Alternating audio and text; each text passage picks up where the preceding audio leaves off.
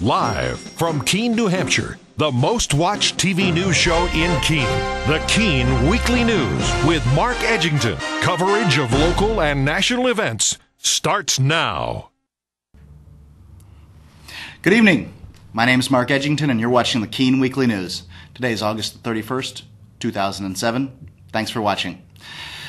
Now, I just wanted to let everybody know this is not, in fact, a news show. This is a commentary show. I've gotten a couple of email comments from people on the internet concerned that this was called the Keene Weekly News, and I guess they didn't get my little tongue-in-cheek joke about it being the news. In fact, this is a commentary show. I will read the news. You will know more about the news when we're done, but you'll also hear my opinions. If you have any comments on those opinions, my name's Mark. You can get a hold of me at mark@freekeene.com. Send me an email. I'd love to have it. Getting right into the news here. Apparently here in Keene, a group has proposed a monument to go in the middle of the circle. The circle's not even yet done, and already the interest groups are scrapping over who gets to use the land right there in the middle of it. I'd like to just be able to drive on the circle. To clear up that traffic that's going on Grove Street. I must have waited through the Grove Street traffic. I probably spent 20 minutes of my day today sitting on Grove Street waiting to go through. This has been a monumental disaster, and I can't wait until this the circle that's heralded to save us all finally opens. But anyway, a proposal for an 8-foot peace pole was among the first ideas floated for the island in the middle of the main Marlboro-Winchester Street. Now, we decided last week that we were no longer going to call this the Main Marlboro-Winchester Circle, because Main Marlboro-Winchester just doesn't have much of a ring to it. Let's just call it the Expensive Circle, okay? $4.2 million, I think it's earned that title. Representatives from the Monadnock Mindfulness Practice Center, a non-denominational meditation group in Keene, proposed the poll Wednesday night to the members of the Keene City Council's Planning, Licenses, and Development Committee. Now, I got nothing against peace. On this little poll, they're going to write, "May peace prevail on earth," and they're going to write in a bunch of different languages. We would assume that they're not going to write it in Spanish because we here in America hate Mexicans, and we don't want them here, right? Isn't that what you hear from all the other people? That you don't want to write any signs in Spanish because we don't want the Mexicans here. Well, I don't know what languages. They haven't proposed which languages they're going to write these in. But I, for one, welcome our new Mexican overlords. The peace group and their little poll, it's a great idea. I think it's a wonderful idea. Peace is a good thing. Polls are fun too. What concerns me, and the article isn't real clear, the Sentinel hasn't expounded upon this, is whether or not you and I will be paying for this peace pole. Should we be forced to pay for this 8-foot granite peace pole with "May peace prevail on earth" written all in different languages? I think not. I think that if the Monadnock Mindfulness Practice Center thinks that it's a good idea, and I do too, I think it's a good idea to put a peace pole there in the middle of the circle. If they think it's a good idea, they should go around and collect the money for the granite to build their 8-foot granite peace pole. Doesn't that seem like a good idea? I don't think that the taxpayers of Keene should have to pay for it. What if people come from far and wide to see this pole? Shouldn't all those people who came to view it, those people should have the opportunity to donate to it too, not just the Keene people being forced to pay for it. I'm for the peace pole. Whatever. We got a statue of a Yankee there at the one end of the circle. Let's put a peace pole at the other end. We got a guy with a gun on one end, peace pole on the other end. That's a fine idea. But do not allow them to make this a city project where we all have to pay for it. That would be wrong. So good luck to the Monadnock Mindfulness Practice Center. You can contact me at mark@freekeene.com. I'll give you your first $1. I might even make it a sawbuck. Speaking of bureaucrats being involved in your life and poking around in your pocket, pulling out all the pennies they can, Keene State College plans are still at issue. Apparently, the city is trying to save 3 buildings that the Keene State College has purchased. The city had the idea that Keene that land. If they do destroy some historic buildings, that will make the historic buildings that remain here in Keene, like the Horatio Tavern, which I was very interested in going to at one point, until I found out the tavern wasn't in fact a tavern. The Horatio Tavern, there's your historic building. You can go in and take a look. You see all the historic architecture and stuff and see how people lived, but, just to look at it from the outside, that's not really even our business. Moving on. Penny pinchers unload their change. Drivers stage a toll revote, in Merrimack. Apparently, participants in a turnpike toll protest hope their small change results in big changes. Dozens of Merrimack residents bought the town's toll revote Monday, passing through exits 10, 11, and 12 of the F.E. Everett Turnpike and paying their fare in pennies to draw attention to what they consider an unfair system. Now, conceptually, I don't have any problem with toll roads. If you're going to use a road, you pay for a road. That's fine. What I do have a problem with is a road that we, the taxpayers, in this case, maybe, probably the people in Merrimack are more affected than we are. But we, the taxpayers here in New Hampshire, paid for that road already.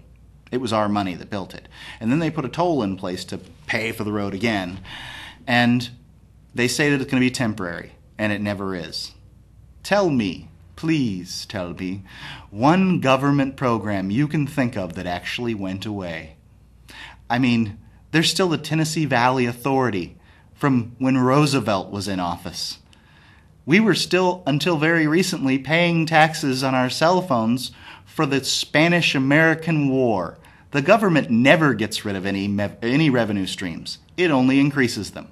Whether that government is local, state, or federal, they just hate to give you your money back. They hate it. So I support the people of Merrimack giving pennies to the toll operators. It's legal tender, right? The government mints those pennies. And by the way, each one of those pennies, when they mint it, costs 1.8 cents. Who do you think pays that overage, 0.8 cent for every penny that's minted by the U.S. mints here in Philadelphia and Denver? Oh, you do. So the government mints 1.8 cent, 1 cent pieces, and then, they don't want to take them as legal tender? No, I think that the toll operators should have to deal with that. That's fine. On to the next piece. Apparently, Edwards was here in New Hampshire on a bus tour just to show how much he's like the rest of us. He's traveling around in a bus. Of course, it's probably a very nice bus. And so he's pushing for a timetable for the withdrawal of troops from Iraq. Well, I think that John Edwards is kind of a dichotomous candidate. It's strange how he, on one hand, he supports the draft. He says that the draft will do us some good. Now, he calls it national service, which is a much nicer name than draft. But, in fact, what he proposes is to allow the military first pickings out of all these people, all the 18-year-olds, your children. The military gets the first pickings to see who they want, which bullets they want to throw your children up against. And then who's ever left over can go work for, I don't know, the Social Security Administration, the post office, whatever, so that all our kids can grow up to be government bureaucrats. Oh, boy. And on the other hand, John Edwards says we need to get out of Iraq. Well, at least he knows what's popular. The Democrats are largely running on the Get Out of Iraq campaign, and I'm with them. But I'm not for a timetable. I'm for getting our troops on the first thing smoking out of Iraq. Not just Iraq. I'm for getting our troops on out of every other country in the world. I think that U.S. troops working for the Department of Defense should be in the U.S. defending it. Call me crazy. You won't be the first. But when Edwards says that he wants to withdraw all troops, and then he wants to support the draft, what he means is he wants to send troops wherever he feels like it. Let's say Darfur. That's a favorite among the lefties these days, Darfur. Look, we're not going to do anything good in Darfur any more than we did in Somalia. Okay? The United States needs to be concerned with the United States. We need to allow our citizens to trade freely with the rest of the world. I don't mean isolationism where we grow everything here, we manufacture everything here. That's an outdated philosophy that simply is not going to work. But to send our troops with guns and bombs to make the world safe for whatever the hell it is that we're making the world safe for is ludicrous. That we, the American taxpayers, should be paying to make the world safe. We, the American taxpayers, should be paying to keep the United States safe. That's what we're here for. So, from that Democratic side, I see Hillary's, wants to see a withdrawal. Obama wants to see a withdrawal. But now, I don't know specifically about Edwards, but I do know that Hillary Clinton voted for the war in Iraq. And I know that Barack Obama has voted for funding for the war in Iraq. Now, how can these two candidates that propose to get us out of Iraq vote for these things? I propose a candidate. Now, he's a Republican, and it makes me feel a little dirty saying that I support a Republican candidate, but I do. I'm going to vote for Ron Paul. Now, this candidate, he never voted for the war in Iraq. He has never voted for any funding in Iraq, and he wants us out. Who do you believe? Now, we, the American people, have been lied to time and time again by Democrats and Republicans over and over again. Ron Paul is a 10-term U.S. representative who has voted no over and over again for things that he considers unconstitutional. He's voted no so many times in the U.S. House of Representatives that they, in fact, have named him Dr. No. Now, that is the kind of president I want. I want a president that says no. No to expensive wars all over the globe. No to expensive programs here at home. I think the government should be inside of the bounds created by the U.S. Constitution. Once again, I'm nutty. I'm going crazy. But the United States Constitution doesn't give the power to the United States government to do anything near what it has been doing. But we've just sat by, and I'm not going to sit by anymore. I'm voting for Ron Paul, and I've sent money to his campaign. I would encourage you to do the same. Ron Paul has a very good chance of winning. As a matter of fact, I'd love to see a race where the Republican wants us out of the war and voted against the Iraq War, and the Democrat voted for it. That's the kind of race I would like to see. Speaking about the vote coming up, apparently Wyoming Republicans move voting to January the 5th. Now, apparently they're doing their nomination process, and isn't that the same as the primaries? Apparently, though, these people don't understand that New Hampshire has been granted by the grace of God the first place in the United States primaries. They don't understand, because we here in New Hampshire, I don't care if Wyoming goes to January 5th, we'll go to January the 1st. We are going to be the very first primary here in New Hampshire, because in Iowa, they pick corn. In New Hampshire, we pick the president. Wyoming. Pooh-shah. It wasn't even one of the original 13 colonies. Who do they think they are? All right. State committee grants hefty pay raises for staff. Oh, no, this is fun. Apparently, a legislative panel has endorsed a personnel study that will give its own staff as much as a 63%, I would love this kind of pay raise, 63% salary hike. Now, it says here that the staff is currently making almost $40,000. This would move them to $55,000. I don't know what the going rate is for staffers in the legislative branch, but I can tell you whatever they're getting paid, far, far too much. And as far as I'm concerned, if people quit and it slows down the legislative process, fine and dandy. Shut the whole thing down 3 days a week. We don't need these people telling us what to do. But this really just kind of shows how the government works. Politics really is about rewarding your friends, in this case, your staff committee, and punishing your enemies, and whoever those might be at the time.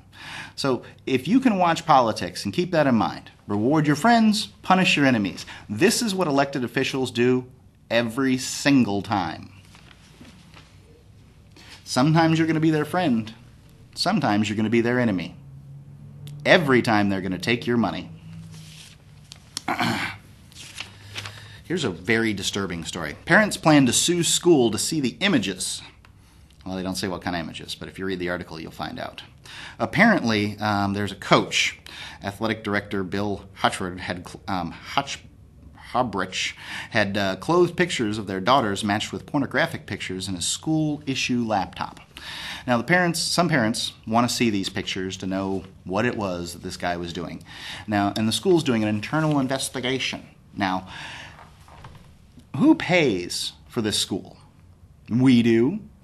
Who should be in on this internal investigation? We should. I don't think that, the school's saying that these parents, you need to just step back a little bit. We'll handle this on our own. No. You've got pictures of my daughter in pornographic poses where the head's been transposed on somebody else's body, and it's school property and you won't let me see it? No. This is wrong. This is what these schools think of you and your opinions. They don't care. They don't give a damn. Look, you send your kids here 8 hours a day, 5 days a week, and we'll train them in any way we wish. And if we wish to take their little heads and put them on pictures of pornographic stars, we'll just do that. We'll discipline our staff. You get out of here, taxpayer. Nobody cares what you think. This is disgusting. Disgusting. It just goes to show. How these people feel about you. It's all about minimizing the damage that's going to be done to the reputation of their precious school. No. Look, one of your vetted employees that you hired has taken pictures and created pornographic images of my daughter. I demand to see them. It's wrong. Sick. Speaking of students, 7 KSC students were arrested Thursday night. Keene police arrested 7 Keene State colleges on alcohol-related charges overnight on Thursday. Now, I'm no fan, by any stretch of the imagination, of our current 21-year-old drinking age that we've got in this country. I think that it's silly. I think that our neighbor to the north, Canada, manages to make it with an 18 or 19-year-old drinking limit. In England, you can drink at 16 in pubs and any time you want earlier than that. In Ireland, if you can crawl up to the bar, if you're 12 years old, you can go up and order a beer. Now, there's no saying the bartender is going to serve you one, but you can do it. It is legal. I think that our attitude towards alcohol in this country really makes for the problem of binge drinking among our young people. I think that depriving them, telling them they can't do something, the forbidden fruit, telling them they can't do something makes them want to do it when they're away.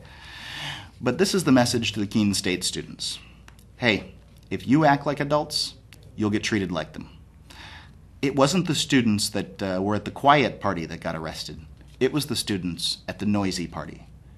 If you do your drinking and you do it quietly and you behave yourselves, there won't be any problem from the police. It's when you get wild and crazy and hang out on the lawn at 3 o'clock in the morning and scream and yell and do all that other stuff, that's when the police come. Now, there's no saying that the 7 people that got arrested were in fact all doing this. One of them could have been very quiet, but they got arrested too. Keene State College students, if you're around people that are being rowdy and drinking and all that other stuff, you're going to get swept up. Birds of a feather, that's what people think. So stay away from these parties where people are loud and noisy. Don't go screaming in the middle of the street at 3 o'clock at night. That's where the problems come in. The people of Keene have been dealing with loud, rowdy college students for many years now, and they have a police force that does not put up with it. Just a little bit of advice. I do think the drinking age should be lowered. I think we would have a lot less problems with it. Now, you can say that lowering it to 18 would allow some high school students to introduce it to other high school students, but currently we have some college students introducing it to other college students. I think that parents should be able to teach their children legally how to consume alcohol, because all of us do it, right? All of us allow our children to drink before the ages of 21 because they're our children and we should be doing that. Now, some allow more than others, some allow just a taste and that kind of thing. But I really think that kids would be better off if they were allowed to drink at home, consume alcoholic beverages in a responsible manner in the presence of their parents, and that, you know, that way we could teach students or people how to consume alcohol responsibly. Apparently, speaking of governments telling people that what they can do on their property, the board says no to a track in Winchester. The Winchester Planning Board unanimously rejected a proposal for a racetrack at the top of the Fenton Hill and at its August 20 meeting. Apparently, it's going to be a track for motorcycles, mini sports, snowmobiles, and four-wheelers. Now, Jason McAllister of Sterling, Mass. Had proposed this, and he had to do a site plan. And these site plans cost thousands of dollars. I think it's just sick, wrong, and mean for these planning boards to require a site plan just to talk to them. You have to spend thousands of dollars just to speak to them about what it is that you want to do on a given piece of land, and then they get to say yes or no. Unanimously, no racetrack. Says it doesn't fit with the character, whatever the hell that means, of Fenton Hill. Well, as far as I'm concerned, if Jason McAllister buys that land, then he should be able to have a racetrack there. Certainly the planning board shouldn't get to say. At the very, very most, the people that immediately abut should get to say, but I think that everybody would be better off with a racetrack. Racetracks bring in money, they bring in people. God knows Winchester would be worse off for hundreds of people coming into town with their cars and hundreds of people coming to view their four-wheel races, spending money in Winchester, New Hampshire. Oh, that'd be terrible, wouldn't it? Disgusting. These governments are just here to make us all poor, I swear to God. They just want to stop us from making money. Speaking of money, here's the government pretending like it wants you to make more. New Hampshire's wage boost just in time for Labor Day. Starting on September the 1st, which probably most businesses have already implemented this, the minimum wage will increase from $5.85 to $6.50 per hour. This is Mickey Mouse economics. I know everybody wants to make more, but if you make more and the money's worth less, then you haven't made any more. Every time the minimum wage goes up, whatever jobs are produced, whatever products are produced by people that make minimum wage, and largely minimum wage is made by people that A, don't speak English, and B, have not yet left high school, okay? Those are the people that make minimum wage. What this is a trick by the labor unions to increase their pay, which is a multiple of the minimum wage plus whatever. So when the hamburger that you buy at McDonald's is produced at $5.85, then goes to $6.50 an hour to produce these hamburgers, then you pay more. The people that make these wages, $5.85 an hour, now $6.50, have to pay that too. So their dollars are worth less. Let's not forget about the person who worked at McDonald's for a year, hard, would come in for the crappy shifts. He'd work the drive-thru when nobody else could. He was the one that they could go to. Think about that guy. He got his raise from $5.85 by working hard. He got his raise to $6.50.